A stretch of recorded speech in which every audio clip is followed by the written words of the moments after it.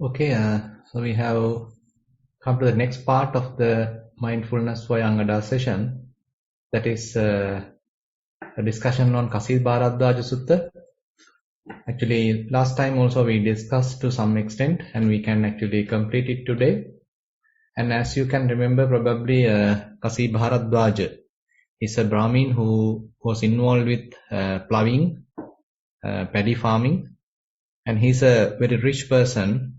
And there is a kind of a customary activity that he's going through, kind of a festival time in order to start ploughing. So there are 500 other farmers who are working under him, and it's a kind of a festival. So he was trying to start his farming. Probably you can remember that during the Buddha's time, even as the young Prince Siddhartha, who also participated in King Suddhodana's this kind of ploughing ceremony. So this is a kind of a ceremonial activity when they are starting the what we call the Vapmagul, the ceremonial starting of this cultivation.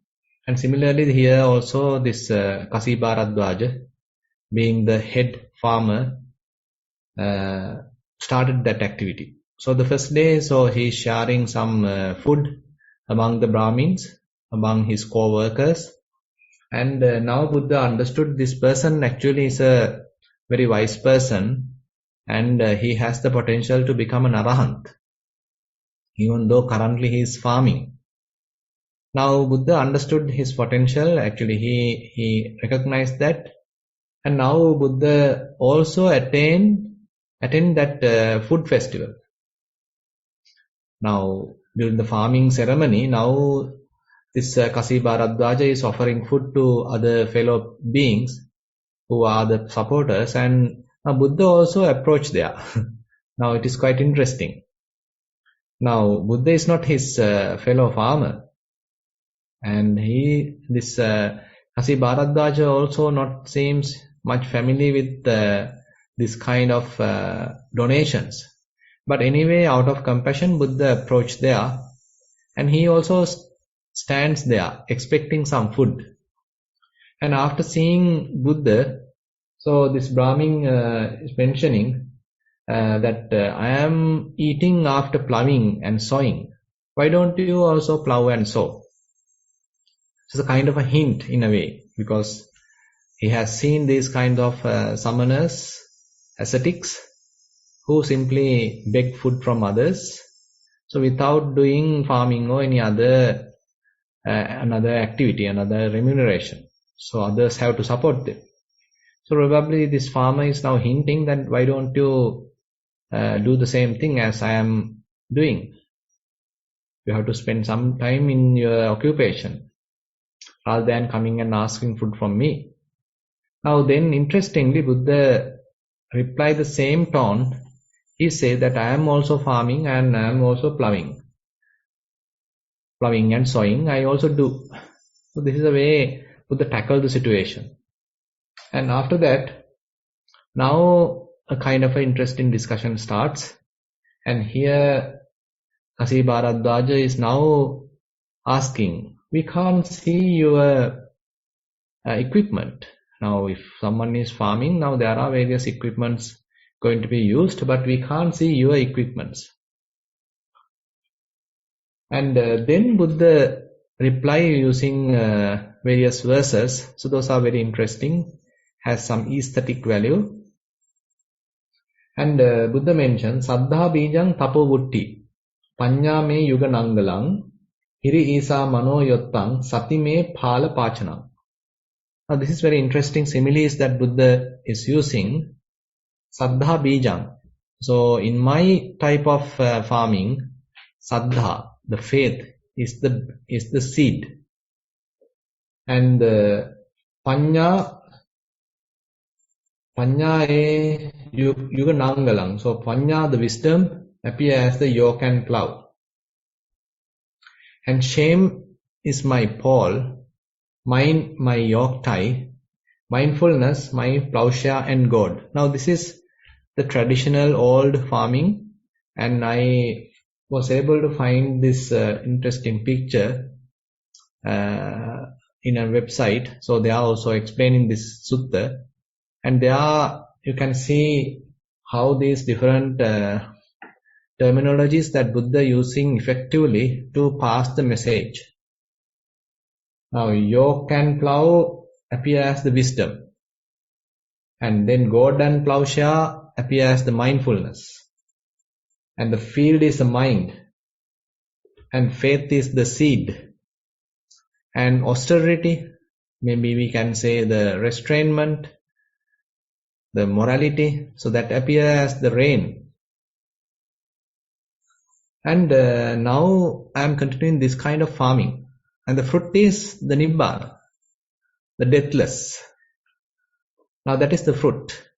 Now interestingly, Buddha very tactfully approach the situation so that the other person may understand this terminology. So if Buddha preach immediately, say Four Noble Truths or that kind of a fairly advanced thing, so this person doubtful that understanding it. But when Buddha relate from his own language, what is familiar to him, then it is most probably he is in a position to understand. Now, after mentioning this, so we can see that Saddha is taken a very prominent point here. Now, that is something I like to highlight. So there's a kind of a stock phrase again and again appear in certain suttas. So why this kind of saddha, the faith is quite important. So what I have highlighted here, saddha jato upasankamati upasankamanto pairupasati. So likewise a kind of a series of events going to happen when faith is available. Say you start having faith on a particular teacher, you start having faith on a particular dhamma, some teaching, then you approach that particular person, you approach that teacher, and after going there, then you start sort of associating that person, and once you associate him, now you are lending your ears, now you start hearing him, and you lend an ear when you are attending. Now you are asking various questions, and you are closely listening to that. And sotang odahati, ohita soto dhammang sunati. Now you are with a lot of attention, you are now listening to what he is talking. He may be preaching Dhamma, he may be talking on a particular subject, some interesting topic about Dhamma, so you are also interested, so you are listening to that attentively. Dhammang sunati, sutta dhammang dhareti. Now, so what you have heard, you are trying to remember. So you have heard something and you are not forgetting it, but you are interested about it, and now you are remembering it. Dhammang dathanang dhammanang attang upaparikkati. Now once you have remembered what you have remembered, now you do some further close analysis. Now this is actually the Chintame Panya. Probably you can remember we were discussing three types of Panya: the Sutame Panya, Chintame Panya, and the Bhavaname Panya. Sutame Panya is what we just covered, that you approach a particular teacher, approach a particular person, and then you start associating him. Now you lend your ear and you start listening to his Dhamma. Now that is the Sutame Jnana. You gather some information, you start listening to Dhamma from a teacher. Now after that, what you have heard, you are now trying to remember, and you do your own reflection. Is it going to happen? Is it true? Is it proper? Is it righteous? So likewise you do your own reflection, and that is the Chintame Prajna. Tathanang dhammanang attang upaparikkati. Attang upaparikkato dhamma nijjanang kamanti. Now you come to a kind of a conclusion. Okay, it is true. You accept what you have heard, because you do some proper analysis, proper reflection, and as a result of that, so you accept it is kind of true Dhamma. And after accepting that, Dhamma nijjhana khantiya sati chando jayati. Now you have an intention to practice. Now a little bit of desire is there for you to put it into practice.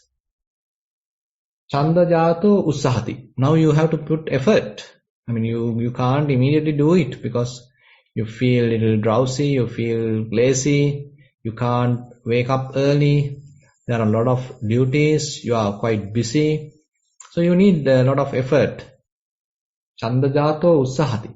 So this ussahati, that you have to arouse some energy to find time, to find a proper place, and to find out proper time, even your timetable. Ussahetva tulayati. Now you do kind of a balancing of it. So is it the proper time to do? Is it the proper way to do? And who else are doing? So you do kind of a further assessment about the situation. And you start now the situation, you start the practice. So while practicing, you do kind of an assessment, introspection. Time to time, am I doing properly? Is it the mindfulness developing now? So this assessment is quite important. So time to time, you do this assessment. Tulayati. Tulayitva padahati. Now, as a result of that, so while based on that assessment, you further strive. Assume that you found, okay, now I don't have enough samadhi. Now you need to strive to develop samadhi. And you understood, okay, still I don't have powerful mindfulness, enough mindfulness. So you need to strive in order to develop further mindfulness. Say you understood, okay, I need to develop wisdom. So you need to strive for that. You need to work hard. You have to diligently practice. Now you are quite determined to do it. Pahitatto samano kayena cheva paramasaccang sacchi karoti. Now, as a result of your, say, dedicated practice, and now you are able to understand the truth. Even within the body, you feel it. It's quite evident to you. It is not a kind of a belief that you had in the early stage. So that particular teacher, to that person, and to what he is talking, to his teaching, you had kind of a faith at the beginning. But now it is not a faith, but rather it is your own experience. So you have experienced what he has taught. So that's the difference between the Buddha's teaching and some other teachings. The Buddha's teaching you can verify like this. At the beginning you have to trust the Buddha. You have to have some faith on him. You have to have some faith on Dhamma. And you got to believe. Still you are not sure about it. But you believe, you trust. And then you start really practicing. And then only you slowly recognize, okay, these are possible. These are achievable.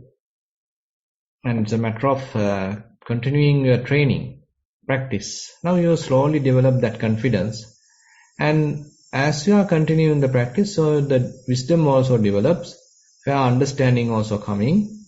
And as a result of that, now you even feel through your body some kind of clarity, some kind of calmness, some kind of peacefulness available to yourself. Now you are experiencing that kind of a peacefulness in your body and mind. Panyāyanam ativijja passati. Now having pierced it with wisdom, he sees. Now with the wisdom, you can penetrate to the reality. So you understand, okay, this is the true nature. This is how things are working. This is the, say, causality. This is how mind is working. This is how they are interdependent. So it's kind of you are piercing through wisdom all the different situations. Now you have that sharp wisdom, the necessary faculties, qualities, and through that you are able to recognize some deep understanding. The insights are available. So therefore, having faith at the beginning is very, very important. So having some kind of a faith. So still I am not sure. Still you are not sure whether I am going to successful or is it true, or I still might have little doubts, but still having some kind of a faith, so that I am approaching the teacher, listening to him, lending my ears, listening to him, trying to understand what he is talking, and maybe memorizing it on the way back, reflecting on what he has mentioned. Now you understood, okay, it is true, it may be true, yes, let me try that. Let me put it into practice. Now you are putting yourself into practice. For that you need a lot of energy, because there's a huge hindrances. The power of hindrance is pretty high. So you have to put a lot of effort to overcome that. Anyway, you started the practice. So that is very important. So you are now putting your own practice. You are observing various phenomena. So you are developing mindfulness, concentration, etc. And as a result of that, now you are slowly getting some understanding. So with that understanding, okay, you feel kind of a comfort, kind of a peacefulness. And that Buddha mentioned, Kayena cheva parama satchang satchikaroti. Even through the body you can feel that. The reality, what you understood, even you feel kind of a relaxation in the body. Previously there are kind of tightness, tensions, say stiffness, stresses, various kind of despair, worries that you have gone through. But now body also relaxed, calm, and less jerks. Mind also calm, relaxed, peaceful. So you recognize these kind of improvements happen both in the body and the mind. And now that wisdom you are using further and further to understand different phenomena, how this mind is working, what are the constructions happening within ourselves, so why we get on into various troubles unnecessarily through the mind, so why we go through a lot of suffering, what are the causes. So likewise you are penetrating deep truths through this particular wisdom. So faith, therefore, quite necessary, important. And in this sutta, Buddha therefore consider it as the seed. So without the seed, you can't have a harvest. Seed is extremely important. So now the conversation going on with Buddha and the Kasi Bharadvaja, and after Buddha explained Dhamma to this Kasi Bharadvaja, he was quite happy. So he understood, okay, there is some interesting way that Buddha has put it, which he can easily understand. He was able to properly relate Dhamma to his own experiences. Now he realized, okay, I better give some offering to this ascetic, give some offering to this teacher, to this Gautama. Now he want to offer some food. He was having some food in his hand, and he was reluctant to offer it, and asking Buddha to work hard to earn money, earn living like him. But now a kind of a conversation was going on. So after the conversation, he was quite realized, or rather say convinced, to offer some food to the Buddha. Now he is inviting Buddha to accept his food. He was holding the food in his hand, milk rice in his hand. Now he is trying to offer food to the Buddha. Now interestingly, Buddha refused it. Now previously Buddha approached in search of food, actually in order to help this person. Now he was keeping his food on his hand without offering it. Now there's a kind of a good conversation going on, and Dhamma preaching has happened. After the Dhamma preaching, now he is going to offer the food. Now Buddha say, I am not going to accept it. It is a kind of a custom about the Buddhas. Gāthābhi gītam me abhojaneya sampassantam brahmana nesa dhammo Gāthābhi gītam panudanti buddha dhamme sati brahmana uttiresa. food over which verses have been recited is not to be eaten by me. Now, he was keeping the food without offering it. Then Buddha was preaching Dhamma. Now it is very much like, because for this sermon, for this preaching, he is trying to offer food. Very much like that. So the Buddha says, I am not going to accept that. Very much like, this food is now going to be given for what I have uttered, what I have preached. The Buddhas reject food over which verses have been recited. And there being such a principle, Brahmin, this is their conduct. And so Buddha say, I am not going to accept it. Now, Bharadvaja was a little puzzled. Now what am I going to do with this food? Now Buddha say, okay, either the Buddha or his disciple is only capable of accepting this food. Now you better put it to a place where living beings are not available. Now Buddha is suggesting him to go to put it to a water where no living beings are available. So interestingly, Bharadvaja, carrying that particular food, milk rice, he went to a particular water, kind of a reservoir, whatever it is, where there are no living beings available, and he is putting that rice into that water. Now all of a sudden, immediately kind of a hissing sound coming from that water. It's like kind of a burning, hissing kind of sound coming from this water. Now Bharadvaja was surprised. He was astonished by seeing that situation.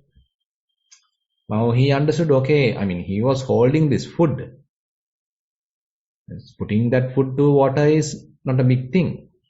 But here some interesting situation happened. So Buddha asked particularly to put that food only to a place where there are no beings.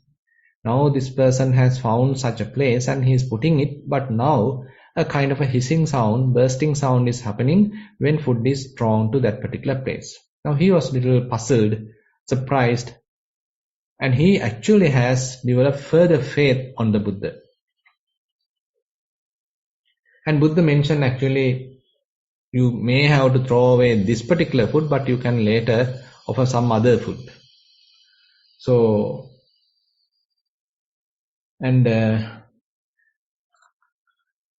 so after seeing all these situations, after the discussion and after went through this experience, that offering the food and then rejecting and then he is putting it to water and this hissing sound going to happen. So now a lot of faith has developed within Venerable Kasi. So this Kasi Bharadvaja, now he is asking to enter the sasana, enter to the monkhood. And Buddha accepted, and now he is a monk. And then he asked to go ahead with the high ordination, Upasampada. He received Upasampada, high ordination as well. And after some time, he became an Arahant. Now Buddha has seen this whole picture actually before he approached the situation. That's why he understood, okay, this person is a wise person, even though right now he is living through farming. So after the preaching, he may realize, okay, there is something deeper into Buddha's teaching and he wants to become a monk. Now it has happened, and after the high ordination, he was practicing diligently and he attained Arahantship. Now, in a way, we can understand how important it is having faith.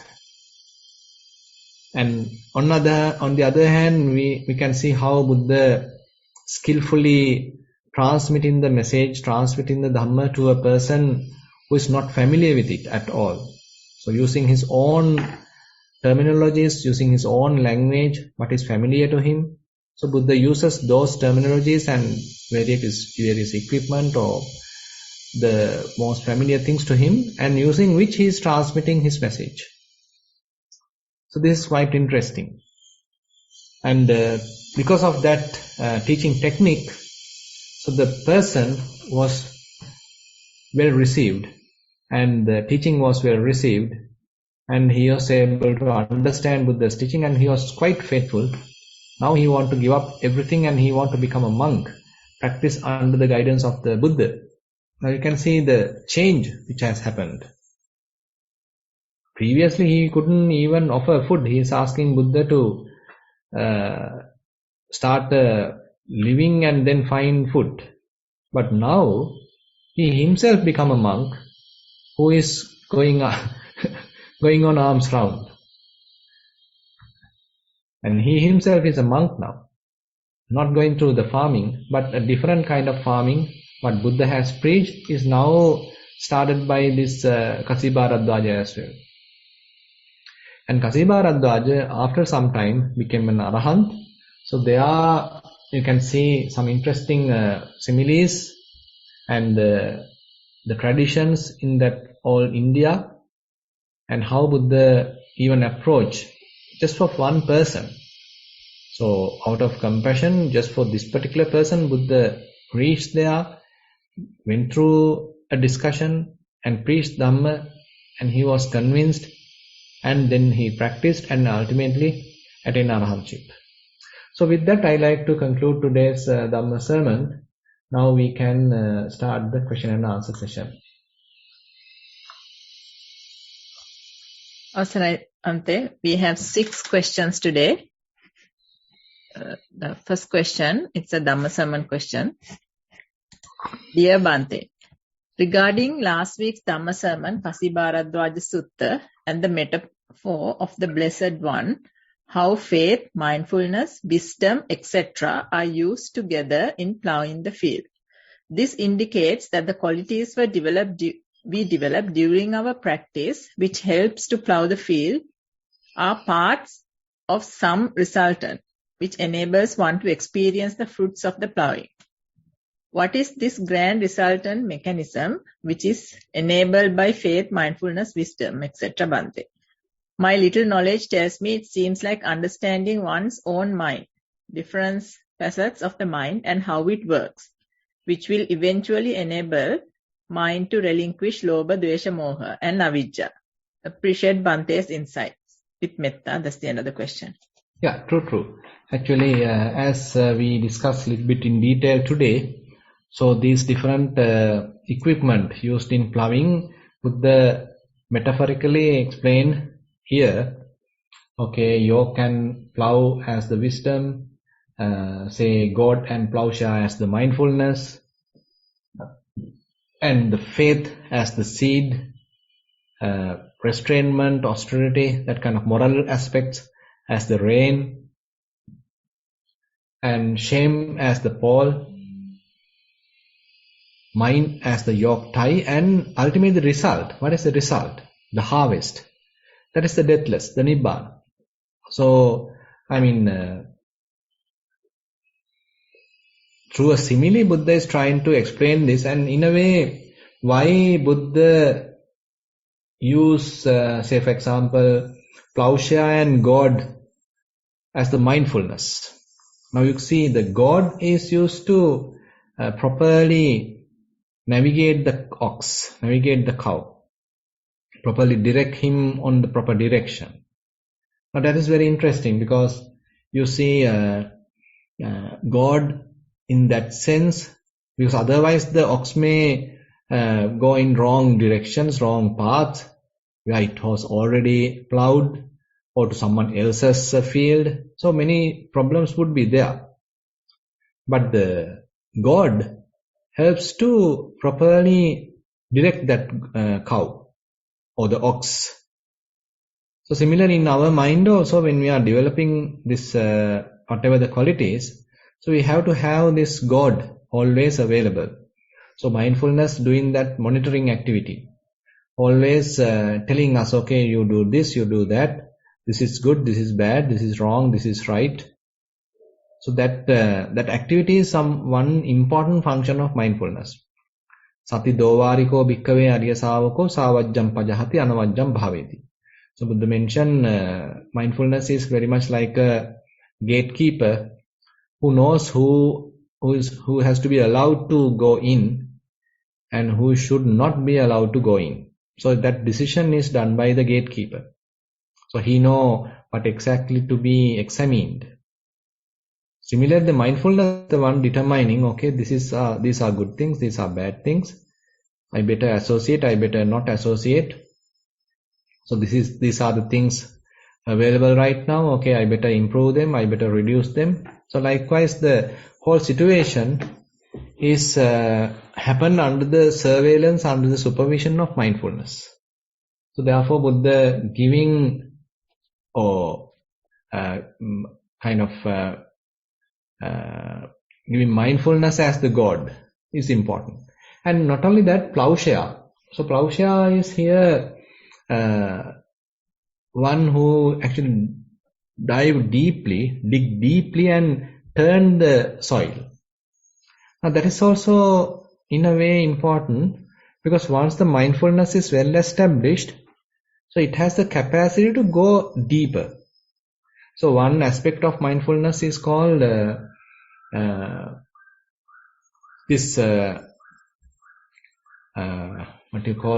going deeper aspect. Rather than simply being on the surface, it penetrates. So this penetration is one characteristic of mindfulness. So it has that capacity. So with that capacity, now we are investigating. Now you can remember, say, once we establish mindfulness on breathing, so our next duty is to improve this penetrating quality. And it actually motivates, it initiates wisdom, clear comprehension.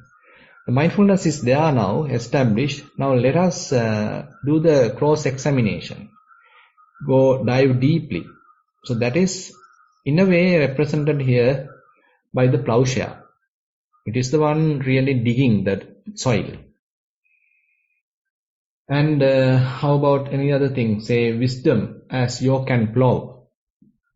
So yoke. So it has to be properly balanced on top of the ox head or the say neck.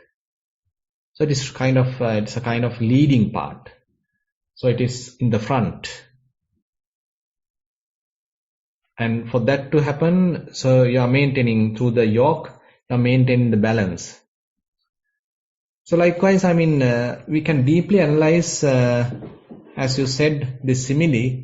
So why Buddha has given these different skills, why he has represented them metaphorically here.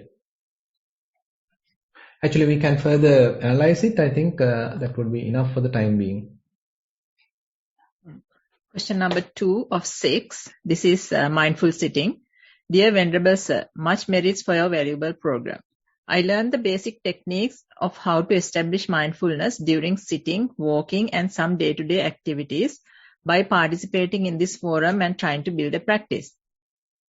I get that when Venerable Sir highlighted the practice will build the path and get us to the Noble Eightfold Path, I just wanted to check if there's any right understanding or correct view that we should establish even during the initial phase of the practice. When I reflect on my practice, I try to find the connection to Four Noble Truths. Thus my question. With metta. That's the end of the question. Yeah, having right view is quite important. Say that is why Buddha mentioned say right view as twofold. The first one is very much like a mundane type of right view. Say you first want to become a good person, you want to do the wholesome deeds only, you need to prevent from doing any unwholesome deed. So you are accepting the kamma, what we call as the kammasakata sammaditthi. So you are establishing yourself on the proper ground. So you need to stop as much as possible the wrongdoings, and you need to do only the correct things, wholesome deeds. And now you accept, okay, there is something called good, something called bad, something wholesome, something unwholesome. So this is to that extent we can say it is sammaditthi. But later there are various other versions of sammaditthi. Say you go a little deeper. Say someone having some understanding about different nutriments. That is also sammaditthi. yesterday actually I discussed this with another program. So Buddha explained the Dhamma through 3 or rather 4 nutriments: Kabalinkara ahara, passa ahara, mano sancetana ahara, vijnana ahara. So likewise, so if one has that kind of an understanding, that is also Sammaditthi. So likewise, Sammaditthi have different aspects. So you can have some understanding about Sammaditthi and you need to get on to the practice. Later, the Sammaditthi also evolves. Now previously what you had is quite a kind of a mundane type of Sammaditthi. Later you are aiming towards a supramundane type of Sammaditthi. So that is also Buddha mentioned. Ariya Lokuttara Magganga. So there's a kind of Sammaditthi which is based on say kind of a noble supramundane type of Sammaditthi. So that is where you are trying to develop these spiritual faculties, Saddha, Sati, Saddha, Virya, Sati, Samadhi, Panya, and say you are developing these 7 enlightenment factors. So you are more and more into development of those spiritual qualities, not as a person, but you are allowing those processes to happen, the cause and effect relationship to grow. So now getting into the more say valuable level of Sammaditthi. So therefore, I mean, you at first you need to have some amount of Sammaditthi for you to start. And as we are continuing our practice, so the Sammaditthi may deepen, grow into other sides. Question number 3 of 6, mindful sitting. Dear Bhante, during the sitting practice, when the breath becomes subtle and fade away, I get uneasy and unsettled. I can observe this even after a few years of practice when it happens without any pre-planning and preparation. This does not happen if I have the initial preparation that the fading away breath is a step in the progress of the practice, and the accepting attitude keeping a smile on my face while observing it. Due to this double standard of the mind, I tend to think that at a deeper level, accepting calming down of the breath can be a fake or vanchanika dharma, whereas my mind wants to hold to the ever-changing, eventful breath. Is my understanding correct, Bhante? With metta, that's the other question. Can you repeat the question, Chamila? It's a little interesting question. Yeah. Yes, Bhante. Dear Bhante, during the sitting practice, when the breath becomes subtle and fade away, I get uneasy and unsettled. I can observe this even after a few years of practice when it happens without any pre-planning and preparation. Mm-hmm. This does not happen if I have the initial preparation that the fading away breath is a step in the progress of the practice, and accepting attitude, keeping a smile on my face while observing it. Yeah. So basically, so this is true because now our mind likes to hold on to something. Mind want to hang on to something. So right now what we give is just the breath. So everything else we are trying to minimize, and all the say sight, sounds, smells, tastes, so those are not available, and what we are giving for mind to say play with is nothing but the breath. Now at least breath is available for him to hang on to. Now interestingly, the breath also now calms down, becomes subtler and subtler, and ultimately breath disappears. Now mind is in a little troublesome situation, so what's now going to hang on to? What am I going to hold on to? Now as a result of that, a certain kind of agitation can happen. You might feel a little threatened, you might feel a little agitated. Again your mind become restless. As you mentioned, okay, you recognize, okay, this is a kind of a natural effect of meditation, it's a result of meditation, so it may happen, nothing to worry. Once it is there, let me be with it. So that is very interesting mentioned by Most Venerable Matara Sri Jnanarama Mahathero. So he again and again has mentioned, go prepared, Nastilayan, go prepared.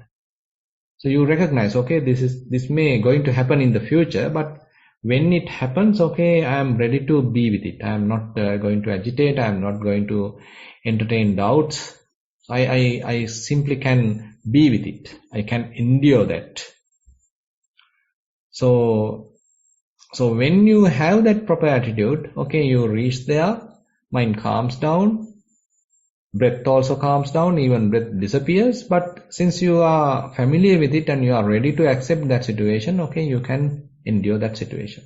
No agitation. So now, is it really a Vanchaka Dharma? I think probably mind can show it is very much like calm down without real calming down of the breath, just to cheat you. So that could be a little bit of a tricky thing. But on the other hand, if we solely depend on the breath, because now we are closely examining the breath, so we know its behavior. Is it cross? Is it long? Is it short? So we are free from any doubt. Now doubt, vichikiccha, is an hindrance, and with proper practice, when we do the close examination, doubt may fade away. Probably you can remember when we were discussing samadhi. So we discussed about 5 samadhi factors, jhana anga, vitakka, vichara, piti, sukha, ekaggata. So this vichara, examination part, close observation part, closely investigating part is the vichara. So that is completely counteracting with vichikiccha. So more you closely examine breath, it can eliminate vichikiccha. So therefore, probably for you to avoid any kind of misbehavior of mind, probably you can do this close examination of breath. Then you can be sure, okay, I went through the proper process. At the beginning, there was little restlessness. Okay, now the mind has calmed down. Okay, now I am observing breath. In breath I have observed, out breath I have observed. Okay, in breath is longer, out breath is shorter. In breath is cooler, out breath is warmer. So likewise, you go through the each and every step very closely through this proper investigation, and no doubts right now. So whatever happens is quite real in that sense. It is not mind-made thing. Rather, the breath itself has gone through its evolution properly. It is not that something mind has illusionary put on to the breath. Yeah. Question number 4 of 6. This is a general question. Dear Venerable Bhante, we are all fortunate to participate in this type of a practice-oriented program, which is rare today. Due to your kindness and compassion, we learned the techniques of practicing and progressing in the mindfulness path. Based on our experience, this is something which we truly and honestly need to do with a lot of effort and guidance. Nothing will be achieved without practice. My question is about our parents who have never heard of this message and now in their old age. I try to teach them some form of mindfulness when I met them regularly, but seems it is very difficult or futile exercise. They are much more fond of listening to Dhamma sermons, and the little practice is oriented towards calm and serenity. Their bodies are not supporting investigative practice, nor their mindset. I am now thinking of giving up trying to teach them the message of mindfulness and just to keep them happy with meritorious acts until they die. I hope this is common situation for many of this forum and appreciate Bhante's advice. With metta, that's the end of the question. Yeah, it may be true. Actually, it is even scientifically found that so developing mindfulness particularly is quite easy when we are young. So when we are getting older, so it may take long time and it is more difficult. So that is why sometimes our kids, our young generation, if we are taught with proper techniques, so they may develop mindfulness even earlier than us, even earlier than the adults. But as you said, when we are getting more and more older, so it could be a little difficult because our mind is very much like fixed. So a kind of a fixation has happened in the mind. So the mind also very much like clogged. So many fixed views and very difficult to adjust. And in a way, it is little sad situation, and very true. I mean, very. I mean, we have very kind of different limits in our capacity to help them. So as you said, maybe one option is keep them happy and allow them to recognize or remember whatever the meritorious deeds that they did. And actually Bhante Dhammajiva gave a very interesting answer here. And probably after the death, next time when they are coming as little kids, they are welcome to Satipasala. So that is the answer that Bhante Dhammajiva used to give. Probably we can say that as well. Question number 5 of 6. These are also again a general question. Dear Bhante, please explain to me the construction of consciousness. Of the 5 khandhas, consciousness, Vinya is described as a magician's trick. Is it consciousness that creates the feeling, misconception, illusion of a self? Does consciousness arise with thought? Example, Descartes quoted, I think, therefore I am. Is thought, in a broad sense, one's memory of past occurrences, which keeps changing both by involuntary means and by volition? And is thought also one's imagination, visions, and unfulfilled plans for the future? In that sense, is the sliver of time of the present moment the only reality? Thank you. We are indeed blessed by your explanation of the Dhamma, gifted by your meritorious actions. With metta, that's the end of the question. Yeah. So one activity of consciousness is to distinguish. Say when there are many things available, so you distinctly know, okay, this is this. So, and that is one function of consciousness. So once it distinctly know about it, then it can establish there because of the craving. Now it is there. Now it is no more here, but it is there. So once it is there, probably I can identify that as a person, as a good thing, as a something. So it has become something. Previously it was nothing, basically. And assume that mind was quite peaceful, happy, or not established, not clinging. So kind of a free state of the mind. But now there are 101 things available, and among them assume that your mind particularly interested on one thing, and it is selected that thing and established there. Like the marriage has happened. Now there were many girls, many boys. So you selected one and you established there. So consciousness also like that. Say you established there. Now, so you have become someone. You have become something. The mind has become something. So when it has become something or it has become someone, so that is a kind of an illusionary process. It's a kind of a assuming process. So you assume that you are so and so. You are a person, you are a mother, you are a father, you are a doctor, you are an engineer, you are a lawyer. So we assume that I am so and so. Because mind or the consciousness has established and is growing as something, as someone, and you identify as something. But it is an illusionary process. It is not something substantial. It's a mind-made thing. So this whole thing is therefore done by consciousness. So therefore it is mentioned it as a kind of a magician. There may be other ways of explaining it. And to this process actually thoughts may support, various signs may support, and all these additional components may support. Actually consciousness either establish on rupa, that is the form, either establish on various feelings, or either establish on various sanya, perceptions, or either established on sankhara, various formations, thoughts, etc.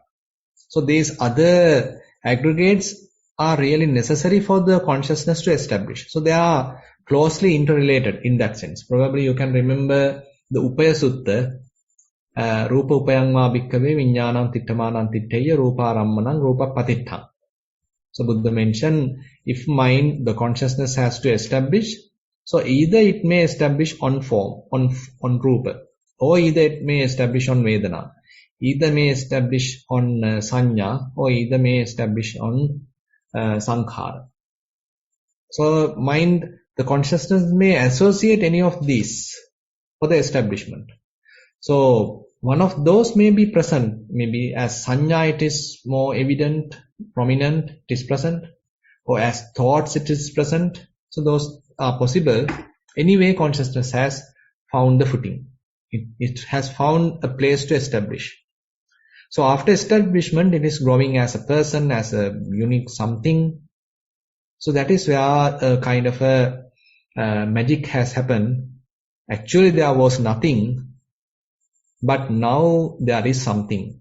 Actually, there was no one, but there is someone right now. Question number 6 of 6. So this is the last question, and it's a general question. Dear Bhante, I have indeed a strange question. I have been practicing for a while, and I truly notice that things change for the better when you practice. As Loka Swamin Wahanse also advises, without jumping straight into a problem, leaving it to rest for a while, palvenna or ferment. After a while, when I go back, it doesn't have that same effect or less impact. I have even noticed this in the traffic lights when I drive. If I am late and see that all the lights are turning red, I will get into a knot and agitated and try to cut across the other vehicles and change lanes, blame the other family members for getting late, etc. But if I just forget about the traffic and think to myself, I will get there when I get there and handle the consequences and stop getting agitated about the red lights, I slowly realize that the next set of traffic lights are all turning green just when I come, and I am able to pass through without any delay. I don't know if it is actually happening or that in my relaxed mind, I don't realize the time passing between the lights changing and my drive becomes smooth. However, due to this, I have begun to use the practice as a weapon or tool to get rid of problems in my life.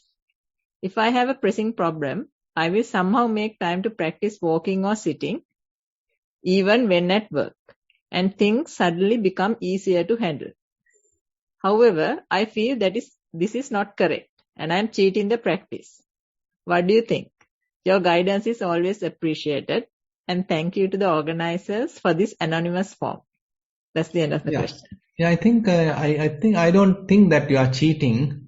Rather, when we practice, we can see the situation properly. So when we are not practicing, either we are sort of agitated, either I am angry, I am anxious, I am with lustful thoughts, I am with little anxious thoughts. So now I can't get the proper perspective, I can't find a proper solution. So that further agitates me. Now the situation becomes more aggravated. But with practice, mind calms down, it becomes more peaceful, and you can see different aspects of this problem, aspects of the situation.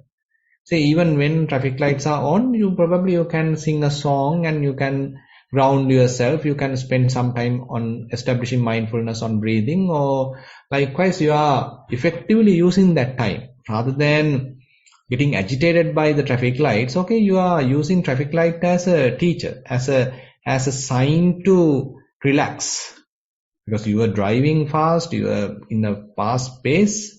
So now the traffic light, it's a kind of indication, okay, now calm down, just ground yourself, establish mindfulness.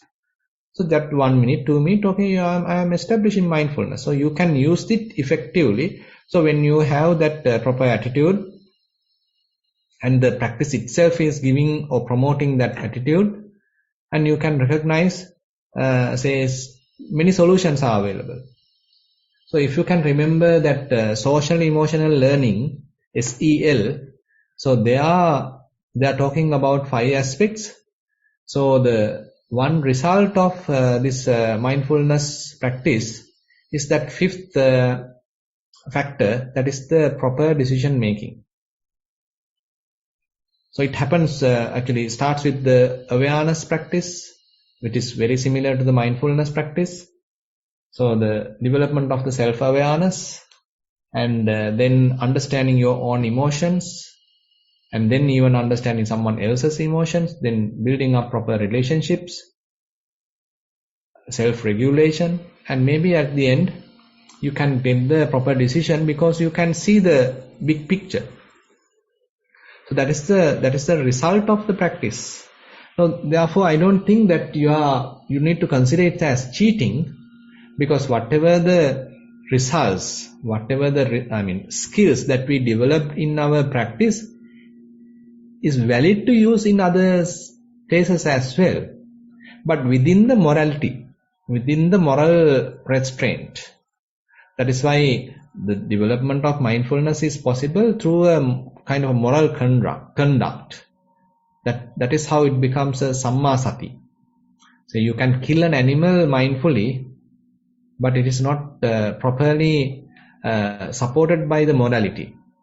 So it is not properly driven by moral conduct.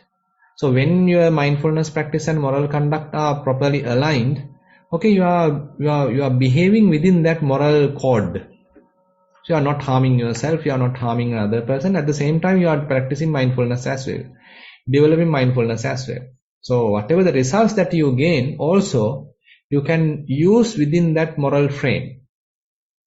Now you can see sharply, you can recognize a particular solution, you can get a proper decision, you can foresee a kind of a problem or kind of a danger. So those things are possible, but the morality is also supporting you to properly manage it.